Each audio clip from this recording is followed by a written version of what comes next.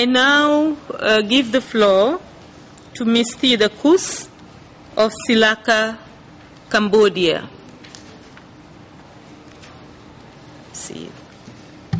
Good afternoon, Madam Chair, dear delegates, and colleague members from civil society. I'm honored to be given the opportunity to speak in this forum. This is a special occasion for civil society members from LDCs to contribute to bring about positive change to the Istanbul Plan of Actions for LDC. I share the optimism of the goal that the graduation of at least half of the current LDC countries will be achieved by the next decade. We are most disappointed with the past implementation of the BPOA that has not resulted in significant improvement to the millions of lives in our country. The progress has been more challenging for us with the global economic and financial crisis, in addition to the effect of global warming, which brought about the runaway food price, changes in weather, drought, land erosion, and unexpected storms that we do not have the capacity to deal with. As these calamities affect the productivity of rural communities, many families decided to send their women to seek employment in the urban areas, and many migrate to third countries, mostly illegally, leading to being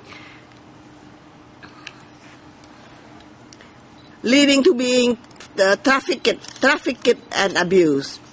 In Cambodia, the relationship between the government and citizen has been mostly as patron and client, and not as public servant to its citizens. Democracy has not deepened in its practices. Democracy has taken place at a superficial level, meaning citizens going to vote every 4 years. Governance is seen by all as the responsibility of the governments only. Critical comments are seen as disobedience and disrespect. On the other side, critical comments do not go deep enough as to prescribe on how to fix it. This practice has left the government at all levels a carte blanche to do whatever they please in a non-transparent way of the management of public resources. The lack of access to information leads citizens to be passive in demanding for accountability from the elected official. Civil society organizations are demanding more political space for operation. Cambodian civil society organizations know very well that the future of our country depends on our ability to bring citizens to effectively involve with the different aspects of governance at all levels, at the local, national, and global level. In past practice, in development projects, most of the interventions have been focusing on working with the public institution in building infrastructure that are much more needed but fail to involve in a meaningful way citizens in the process. As a result, most of these infrastructure were not functional beyond a few years later. Moreover, measurement on all the project has been on how many school building and how many roads are built. Little has been counted on how much local citizens have taken ownership, taking a role in making decisions in those projects, and how many citizens and government alike are working together to plan the project and to monitor it in all the steps of the project life cycle. Furthermore, the criteria used to monitor the project do not reflect on the aspect on how the project affects social justice and their community and affect the environment. As a result, land grabbing and forced eviction of local residents and rightful owners have been rampant in the name of city beautification and land economic concession. We have seen the improvement of GDP in Cambodia from 265 in 2002 to 739 in 2007. This has been impressive in achievement, but the benefit does not distribute equitably to the general public, giving way to the widening gap between the few rich and powerful and the majority of citizens. In the pilot project that I work on to bring about social accountability to 4 government ministries called the Demand for Good Governance, Silaka worked on building capacity of local CSO on the general concept of governance, decentralization, and tool to bring both government and citizen to engage in all steps of governance at all levels.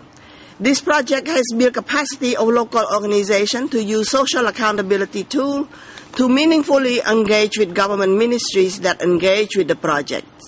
As a result, there is much openness from the targeted department of the ministries in opening up space for CSO and citizen involvement in their project.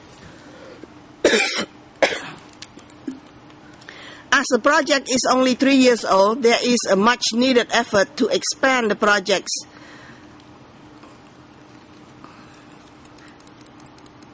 to affirm the change of attitude and behavior from CSO and government alike for the multiplication effect to other departments within those ministries and the rest of the government ministries.